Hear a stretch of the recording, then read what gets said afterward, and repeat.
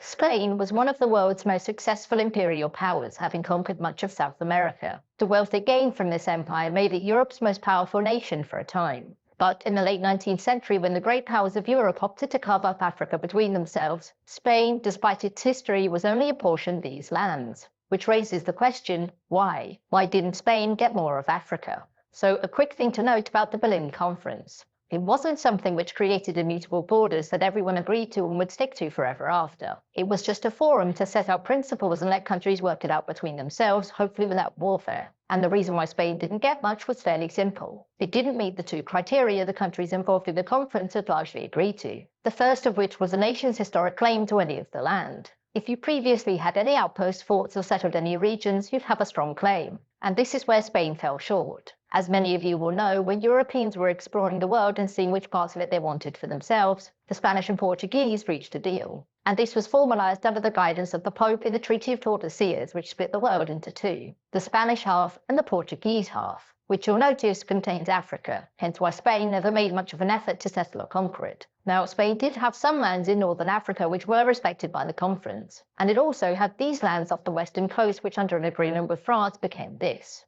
This was basically all Spain would get, but as you'll note, there were many nations which had zero history in Africa that also got territory. For example, Belgium, which had only existed for like 5 minutes at this point. And there were also states which did have historic links to the region, like the Netherlands, who got nothing. And the reason why is the second criteria, which countries could enforce their claims. The Dutch had a claim to southern Africa, but it was currently under the control of Britain, who needed it to keep shipping maize open to India. And Britain was more than willing to fight a war to keep it that way. Spain, to use a technical term, was broke by this point. As such, Spain couldn't afford the immense costs of creating and defending any large colonies in Africa, and it had done very little in the way of exploration. And for Spain, things only got worse after 1884. Spain's economy didn't improve for decades, the country was politically divided, and its international prestige was all but gone. Now, Spain did want territory and hoped to gain more of it from Morocco, whereas France had other ideas. France opted to acknowledge the Spanish claim to this and gave it economic access to Morocco in return for the Spanish helping them put down rebellions. And in the end, this was all Spain got. It didn't have any recognized historic claims to the continent, it didn't have the economic or military power to enforce any new ones, and unlike Belgium and Portugal, it didn't have the international goodwill to play the greater powers off of each other for their own benefit.